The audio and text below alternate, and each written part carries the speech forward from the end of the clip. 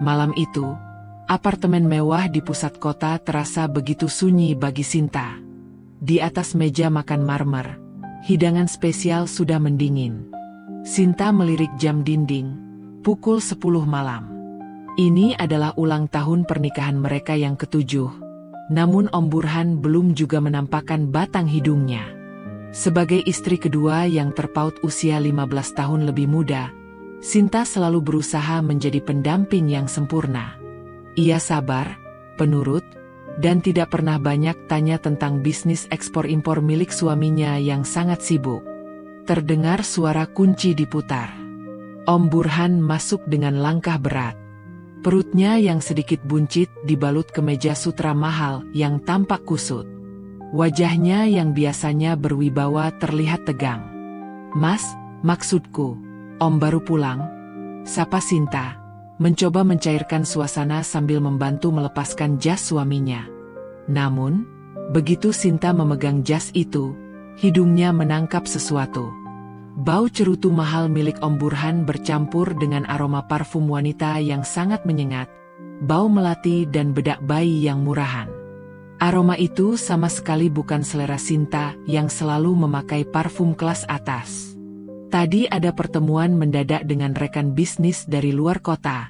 "Sinta, jangan mulai dengan wajah curigamu itu," potong Om Burhan ketus, seolah bisa membaca pikiran istrinya. Ia langsung berjalan menuju ruang kerja, menghindari kontak mata.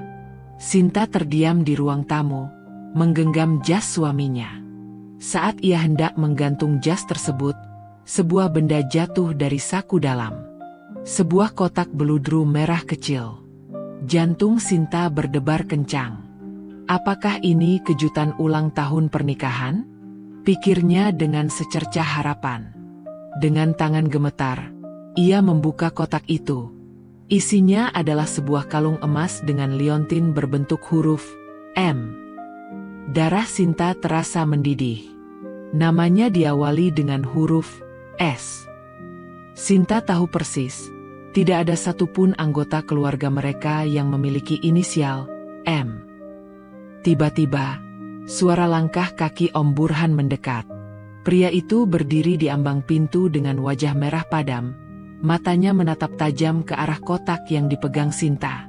"Siapa, M? Om Burhan?"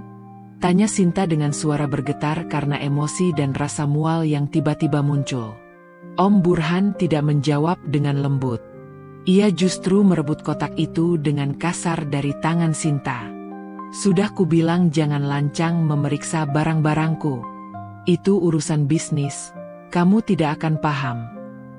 Ia membanting pintu ruang kerjanya, meninggalkan Sinta yang terpaku di tengah ruangan yang kini tercium bau parfum M yang memuakkan. Rasa jengkel dan sakit hati mulai merayap di dada Sinta, menyadari bahwa kehidupan mewahnya mungkin hanyalah sebuah sangkar emas yang sedang retak. Keesokan paginya, Om Burhan berangkat lebih awal dengan alasan ada audit di kantor. Ia bahkan tidak menyentuh sarapan yang dibuat Sinta, hanya bergegas pergi sambil terus menempelkan ponselnya ke telinga, berbicara dengan suara rendah yang penuh rahasia. Sinta, yang hatinya masih perih karena insiden kalung inisial M, memutuskan untuk tidak tinggal diam. Ia teringat bahwa mereka memiliki rekening bersama yang biasanya digunakan untuk biaya operasional rumah tangga dan tabungan masa depan. Sinta jarang mengeceknya karena ia percaya penuh pada kemapanan Om Burhan. Namun, rasa curiga telah mengubah segalanya. Sinta membuka aplikasi perbankan di ponselnya. Saat angka saldo muncul di layar, Sinta hampir menjatuhkan ponselnya. "Kenapa tinggal sedikit?" bisiknya dengan tangan gemetar. Uang ratusan juta yang seharusnya ada di sana menguap begitu saja. Sinta memeriksa riwayat transaksi. Selama 3 bulan terakhir, ada aliran dana keluar secara rutin dalam jumlah besar, 50 juta, 70 juta, hingga 100 juta, ke sebuah rekening atas nama Mila Anggraini. "Mila? Siapa Mila?" Sinta mengeram. Namanya berawal dari huruf M, persis seperti liontin yang disembunyikan Om Burhan semalam. Emosi Sinta memuncak. Ia segera bersiap-siap dan menyetir menuju kantor pusat Om Burhan. Ia ingin konfrontasi langsung. Namun, saat sampai di lobi kantor, ia melihat mobil Mercedes milik Om Burhan justru keluar dari parkiran. Sinta memutuskan untuk membuntuti mobil itu dari jarak jauh. Mobil Om Burhan tidak menuju ke pabrik atau bank, melainkan berhenti di sebuah kawasan perumahan klaster baru yang mewah namun tersembunyi. Sinta melihat suaminya turun dari mobil dengan wajah yang sangat ceria. Wajah yang tidak pernah ia tunjukkan lagi di rumah. Tak lama kemudian, seorang wanita muda keluar dari rumah tersebut. Wanita itu bertubuh ramping, mengenakan daster sutra tipis, dan membawa seorang anak balita di gendongannya. Om Burhan menghampiri wanita itu, mengecup keningnya, dan memberikan sebuah tas belanjaan dari merek ternama. Sinta mencengkeram kemudi mobilnya begitu kuat hingga buku jarinya memutih. Rasa mual menjalar di perutnya saat melihat Om Burhan menggendong anak kecil itu dengan penuh kasih sayang. Sementara di rumah, Om Burhan selalu beralasan belum siap punya anak setiap kali Sinta mengajaknya bicara. Jadi, uang rumah tangga kita digunakan untuk membiayai istri simpanan dan anak rahasia. Bisik Sinta dengan air mata yang mulai tumpah karena rasa jengkel dan sakit hati yang luar biasa. Ia memotret pemandangan itu dari dalam mobil. Namun, saat ia hendak memutar balik, ponselnya berdering. Sebuah pesan singkat masuk dari nomor Om Burhan. "Sinta, nanti malam jangan masak. Aku harus keluar kota selama 3 hari untuk urusan mendesak. Jangan hubungi aku kalau tidak penting." Sinta tertawa pahit di dalam mobil yang sunyi. Ia tahu betul, urusan mendesak, itu ada di depan matanya sekarang. 3 hari tanpa Om Burhan adalah neraka yang dingin bagi Sinta. Ia menghabiskan waktu di apartemen yang luas itu sendirian, menatap foto-foto keluarga bahagia di dinding yang kini terasa seperti ejekan. Sinta tidak lagi menangis. Air matanya sudah mengering, digantikan oleh bara amarah yang menuntut pembalasan. Malam ketiga, tepat pukul 12 malam, bel apartemen berbunyi. Sinta terkejut. Siapa yang bertamu di jam seperti ini? Om Burhan punya kunci sendiri, dan ia bilang baru akan pulang besok pagi. Dengan jantung berdebar, Sinta mengintip melalui lubang kamera pintu. Di luar, berdiri seorang wanita yang tampak kacau. Rambutnya berantakan, dan wajahnya sembab karena tangisan. Sinta membuka pintu. Ternyata itu adalah wanita yang ia lihat di perumahan klaster kemarin. Wanita inisial M. "Tolong aku, Mbak, apa ini rumah Om Burhan?" tanya wanita itu dengan suara parau. Sinta mematung. Rasa jijik dan jengkel bergolak di dadanya. Namun rasa penasaran lebih kuat. "Ya, ini rumahnya. Dan saya istrinya. Kamu siapa?" Wanita itu tersentak, lalu jatuh terduduk di lantai lorong. "Saya Mila. Saya tidak tahu harus kemana lagi. Mas Burhan sudah 2 hari tidak bisa dihubungi, dan orang-orang suruhannya datang ke rumah saya malam ini. Mereka mengusir saya dan anak saya. Mereka bilang rumah itu bukan milik Mas Burhan lagi." Sinta mengerutkan kening. "Apa maksudmu? Bukankah dia baru saja memberimu tas mewah dan uang ratusan juta?" Mila menggeleng keras sambil terisak. "Uang itu? Mas Burhan bilang itu hasil investasi. Tapi ternyata dia berhutang pada rentenir kelas kakap menggunakan nama saya sebagai penjamin. Sekarang rentenir itu mengejar saya karena Mas Burhan menghilang." Mendengar itu, Sinta merasakan firasat buruk. Ia segera berlari ke ruang kerja Om Burhan yang terkunci. Dengan nekat, ia mendobrak pintu itu menggunakan alat seadanya. Di dalam, ia menemukan pemandangan yang lebih mengerikan daripada perselingkuhan. Laci-laci meja kosong, dokumen-dokumen penting telah dibakar di tempat sampah, dan sebuah koper besar yang biasanya berisi surat berharga sudah tidak ada. Sinta memeriksa brankas kecil di pojok ruangan. Terbuka, kosong melompong. Bahkan perhiasan-perhiasan mas kawin milik Sinta yang disimpan di sana telah raib. Dia tidak keluar kota untuk bisnis, bisik Sinta. Suaranya bergetar hebat. Dia kabur membawa semua aset yang tersisa. Tiba-tiba, ponsel Sinta bergetar. Sebuah panggilan dari nomor tak dikenal. Sinta mengangkatnya dengan tangan gemetar. "Halo, Sinta sayang." Suara Om Burhan terdengar di seberang sana, sangat tenang namun licin. "Maaf ya, aku harus pergi agak jauh.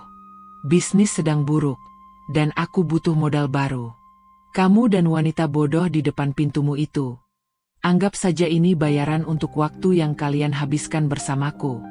Oh, dan jangan coba-coba lapor polisi. Karena semua dokumen hutang itu atas nama kalian berdua. Nikmati apartemen itu selagi bisa, karena besok pagi pihak bank akan datang untuk menyitanya." Klik. Sambungan diputus. Sinta menatap Mila yang masih menangis di lantai. Dua wanita yang merasa paling dicintai oleh pria yang sama, kini baru menyadari bahwa mereka hanyalah pion dalam permainan busuk Om Burhan. Mereka berdua ditinggalkan dalam kehancuran, sementara Om Burhan menghilang bersama harta yang mereka kumpulkan bersama.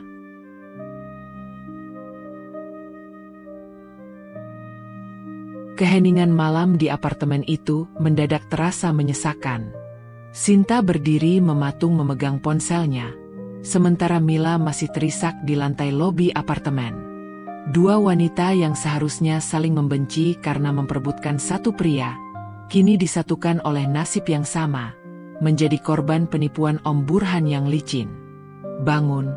Suara Sinta dingin dan tajam. Mila mendongak, wajahnya yang cantik kini sembab dan kuyu. "Mbak, saya benar-benar tidak tahu kalau Mas Burhan sudah punya istri. Dia bilang dia duda tanpa anak." "Simpan tangisanmu," potong Sinta sambil menarik tangan Mila masuk ke dalam apartemen dan mengunci pintu. "Kita tidak punya waktu untuk drama pelakor dan istri sah. Besok pagi, bank datang. Kita akan gelandangan kalau hanya diam saja." Sinta menyalakan lampu ruang kerja yang berantakan. Ia mulai menggeledah sisa-sisa kertas yang terbakar di tempat sampah. Di antara abu, ia menemukan secari kertas yang tidak terbakar sempurna. Sebuah tanda terima pemesanan tiket kapal feri menuju sebuah pulau kecil di luar Jawa atas nama samaran. "Dia tidak hanya kabur bawa uang, Mila. Dia bawa seluruh hidup kita," ujar Sinta sambil mengepalkan tangan. Jengkel dan amarah Sinta meluap saat ia melihat Mila hanya diam mematung. "Kenapa kamu diam saja? Kamu punya anak, kan? Di mana anakmu sekarang?" "Dititipkan ke tetangga di klaster. Saya takut, Mbak.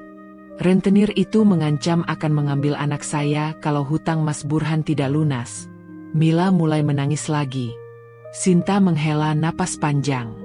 Ia mengambil segelas air putih dan memberikannya pada Mila. "Dengar, Om Burhan itu rubah tua. Dia sudah merencanakan ini berbulan-bulan.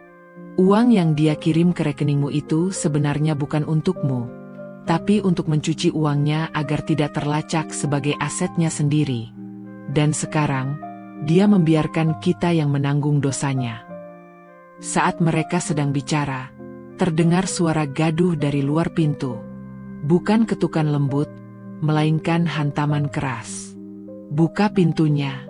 Kami tahu Burhan ada di dalam," teriak sebuah suara berat dari balik pintu. "Rentenir itu sudah sampai di sini."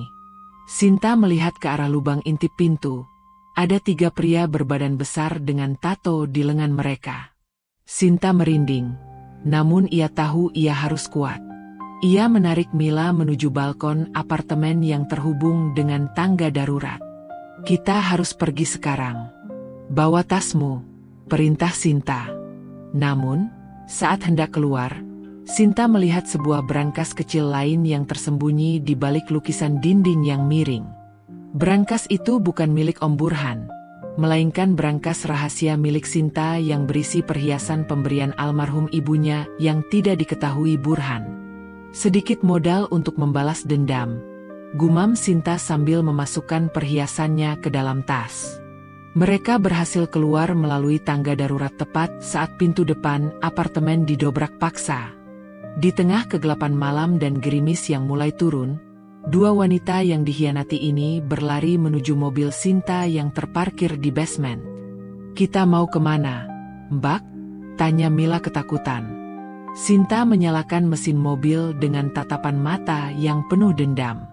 "Kita akan mencari rubah tua itu.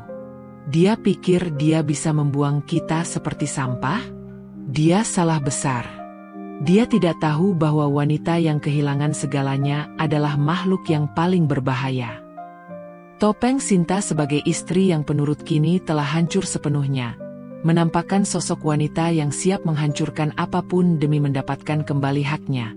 Pencarian Sinta dan Mila membawa mereka ke sebuah villa terpencil di kawasan pegunungan yang berkabut. Berbekal informasi dari sisa tiket yang terbakar dan kenalan lama Sinta di kepolisian, mereka sampai di sana saat senja mulai tenggelam. Villa itu tampak mewah namun sunyi, dikelilingi pagar tinggi yang seolah menyembunyikan dosa di dalamnya. Sinta mematikan lampu mobil jauh sebelum mencapai gerbang. "Tetap di belakangku, Mila. Jangan bersuara," bisik Sinta.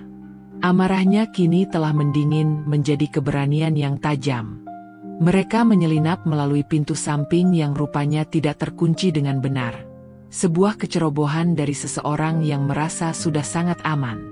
Dari balik tirai ruang makan, mereka melihat pemandangan yang membuat darah mereka mendidih. Om Burhan sedang duduk dengan tenang di meja makan yang penuh dengan hidangan lezat. Di depannya, ia sedang menghitung tumpukan uang tunai yang sangat banyak, ditemani oleh sebotol anggur mahal. Ia tampak sangat puas, seolah beban hidupnya telah lenyap setelah membuang kedua wanita yang kini mengintainya. Brak! Sinta menendang pintu ruang makan itu hingga terbuka lebar. Om Burhan tersentak, uang di tangannya berhamburan ke lantai.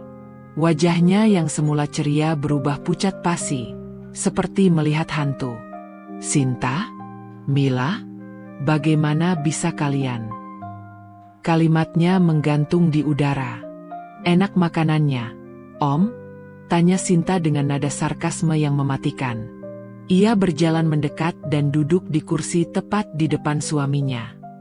"Uang yang kamu hitung itu uang susu anak Mila, kan? Itu uang tabungan hari tuaku, kan?"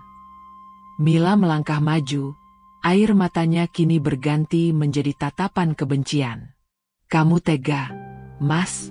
Kamu biarkan rentenir mengejarku dan anakmu. Kamu bilang aku adalah duniamu, ternyata aku hanya tamengmu." Om Burhan segera mencoba mengubah raut wajahnya menjadi memelas. "Dengar dulu, ini semua demi kita. Aku sedang mengamankan aset ini agar kita bisa mulai hidup baru di luar negeri. Aku baru saja akan menjemput kalian." "Bohong!" teriak Sinta sambil menyiramkan gelas anggur ke wajah Om Burhan. "Aku sudah cek tiketnya. Hanya ada satu kursi atas nama samaranmu. Kamu mau pergi sendirian, meninggalkan kami membusuk di penjara karena hutang-hutangmu." Om Burhan mencoba meraih tas berisi uang di meja, namun Sinta lebih cepat. Ia mengeluarkan sebuah pemantik api dari sakunya dan menyalakannya tepat di atas tumpukan uang itu. "Jangan, Sinta. Itu miliaran," teriak Om Burhan panik. "Uang ini tidak ada artinya kalau didapat dari menghancurkan hidup orang lain, Burhan," ujar Sinta dingin. "Pilihannya sekarang hanya dua. Kamu menyerahkan diri ke polisi dan memberikan semua akses rekening luar negerimu pada kami, atau aku bakar semua uang ini sekarang juga dan kita semua masuk neraka bersama-sama." Tiba-tiba, terdengar suara sirene mobil polisi dari kejauhan. Om Burhan membelalak. Rupanya, sebelum masuk ke villa, Sinta sudah mengirimkan lokasi GPS mereka ke pihak berwajib. Kamu menjebakku," Suara Om Burhan gemetar. Sinta tersenyum. Sebuah senyuman kemenangan yang pahit. Aku bukan lagi istrimu yang penurut, Om. Aku adalah hukumanmu. Berikut adalah kelanjutan kisah Duri dalam Kelambu untuk bab 5 dan bab 6 yang semakin memuncak emosinya. Bab 5. Konfrontasi di meja makan. Suasana di dalam villa itu seketika menjadi sangat mencekam. Cahaya lilin di meja makan memantulkan bayangan Om Burhan yang gemetar, duduk di antara tumpukan uang tunai dan botol anggur yang tumpah. Sinta, Mila, tolong dengarkan dulu. Suara Om Burhan parau, matanya liar mencari celah untuk kabur. Sinta melangkah maju, kakinya menginjak lembaran uang ratusan ribu yang berhamburan di lantai. Berapa harga dirimu, Om? Apa kau pikir dengan memberi Mila perhiasan huruf M itu, kau sudah melunasi rasa bersalahmu karena mencuri masa depanku? Mila, yang selama ini hanya diam, tiba-tiba maju dan menampar Om Burhan dengan keras. Anakmu menangis kelaparan karena rumah kita dikepung preman. Dan kamu di sini minum anggur? Kamu manusia atau iblis, Burhan? Om Burhan meringis, namun perlahan raut wajahnya berubah. Ketakutannya berganti menjadi seringai dingin yang licik. Ia menyandar ke kursi, menatap kedua istrinya dengan tatapan meremehkan. Kalian pikir kalian hebat bisa melacakku? Om Burhan tertawa kecil yang menyakitkan telinga. Sinta, kamu hanya wanita pajangan yang kunikahi karena koneksi ayahmu. Dan Mila, kamu hanyalah hiburan saat aku bosan dengan kekakuan Sinta. Kalian berdua tidak punya apa-apa tanpa aku. Uang ini hasil otakku. Kalian tidak akan bisa menyentuhnya. Sinta tersenyum tipis, mengeluarkan sebuah alat perekam kecil dari sakunya. Seluruh pengakuanmu tentang pencucian uang dan penipuan hutang sudah terekam, Om. Dan aku tidak datang sendiri. Wajah Om Burhan mendadak pucat pasi saat mendengar suara pintu-pintu villa digedor dari luar. Bab 6. Pelarian yang sia-sia. Polisi, jangan bergerak, teriak suara-suara dari luar. Om Burhan tidak menyerah begitu saja. Sifat liciknya mengambil alih. Dengan gerakan cepat, ia menyambar tas besar berisi sisa uang dan dokumen, lalu menendang meja makan hingga terguling untuk menghalangi jalan Sinta dan Mila. Ia berlari menuju pintu belakang yang menuju ke arah tebing curam di belakang villa. Kalian tidak akan pernah membusuk bersamaku di penjara, teriaknya sambil berlari menembus kegelapan malam dan gerimis yang licin. Sinta dan Mila mengejarnya. Mereka melihat Om Burhan mencoba menyalakan sebuah motor trail yang sudah ia siapkan untuk pelarian darurat. Namun, karena panik dan lantai tanah yang becek, motor itu tergelincir. Om Burhan terjatuh, kakinya tertindih mesin motor yang panas. Arg! Raungan kesakitan Om Burhan memecah kesunyian malam. Sinta berdiri di depannya, menatap suaminya yang mengerang kesakitan tanpa ada rasa kasihan sedikitpun. Polisi mulai berdatangan dari arah villa dengan lampu senter yang menyilaukan. Kenapa, Om? Katanya kita tidak bisa hidup tanpa kamu. Sinta berjongkok di sampingnya, mengambil tas uang yang dipeluk erat oleh Om Burhan. Sekarang, kamu akan belajar cara hidup tanpa siapapun di dalam sel yang dingin. Mila mendekat, menatap pria yang dulu ia puja itu dengan tatapan kosong. Semua hutang atas namaku harus kau lunasi dengan pengakuanmu di kantor polisi. Kalau tidak, aku pastikan anakmu tidak akan pernah tahu siapa ayahnya. Saat petugas polisi memborgol tangan Om Burhan dan menyeretnya pergi, pria itu terus berteriak memaki, menyalahkan Sinta atas kehancurannya. Ia tidak sadar bahwa kehancurannya adalah buah dari keserakahan dan pengkhianatannya sendiri. Sinta dan Mila berdiri berdampingan di bawah rintik hujan, menonton pria yang pernah menjadi pusat dunia mereka dibawa pergi dengan mobil tahanan. Topeng kesempurnaan itu kini benar-benar telah hancur. menyisakan dua wanita yang kini harus belajar merangkak kembali dari puing-puing pengkhianatan.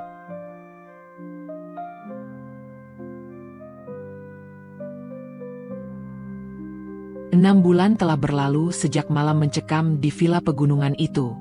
Ruang sidang yang dingin menjadi saksi bisu runtuhnya martabat seorang Burhan. Pria yang dulunya dipuja sebagai pengusaha sukses itu kini hanya bisa tertunduk dengan seragam oranye, mendengarkan vonis hakim yang menjatuhinya hukuman belasan tahun penjara atas kasus penipuan, pencucian uang, dan penggelapan aset. Sinta duduk di bangku penonton dengan pakaian hitam yang bersahaja namun tetap elegan. Di sampingnya duduk Mila, yang kini terlihat lebih segar dan tenang. Mereka tidak lagi saling melempar tatapan benci. Luka yang sama telah menciptakan ikatan aneh yang tak terpahami oleh orang lain. Setelah sidang usai, Om Burhan sempat menoleh ke arah mereka sebelum dibawa kembali ke sel. Matanya merah, tampak ingin mengatakan sesuatu, mungkin maaf, atau mungkin kutukan. Namun, Sinta hanya menatapnya dengan pandangan kosong. Baginya, pria itu sudah mati sejak aroma parfum asing itu tercium di kerah kemejanya. Di parkiran pengadilan, Sinta menyerahkan sebuah amplop coklat kepada Mila. "Ini apa, Mbak?" tanya Mila ragu. "Sebagian kecil dari hasil penjualan perhiasanku dan sisa aset yang berhasil diselamatkan pengacara. Pakai ini untuk modal usaha kecil-kecilan dan biaya sekolah anakmu," ujar Sinta tenang. "Aku tidak ingin ada lagi alasan bagi Mila lain untuk bergantung pada pria seperti Burhan hanya karena tuntutan perut." Mila berkaca-kaca. "Terima kasih, Mbak Sinta. Aku tidak tahu harus membalas apa. Aku merasa sangat berdosa pada Mbak." Sinta menggeleng kecil. "Kita berdua hanya korban dari janji-janji yang terbuat dari abu. Sekarang, tugas kita adalah memastikan abu itu tidak lagi mengotori hidup kita." Sinta masuk ke dalam mobilnya. Ia tidak lagi pulang ke apartemen mewah lantai 12 yang kini sudah disita bank. Ia tinggal di sebuah rumah kecil yang nyaman, tempat di mana ia tidak perlu lagi mencium aroma parfum asing atau memeriksa saku jas siapapun. Saat ia menyetir menjauhi gedung pengadilan, Sinta melihat cincin pernikahannya yang masih melingkar di jari manis. Ia menepi sejenak di atas sebuah jembatan, melepas lingkaran emas itu, dan melihatnya untuk terakhir kali. Di dalamnya terukir nama Burhan Sinta. Dengan gerakan pasti, ia melemparkan cincin itu ke aliran sungai yang deras di bawahnya. Tidak ada tangisan, hanya sebuah tarikan napas lega yang panjang. Janji-janji manis Om Burhan telah menguap menjadi asap, dan Sinta kini bebas.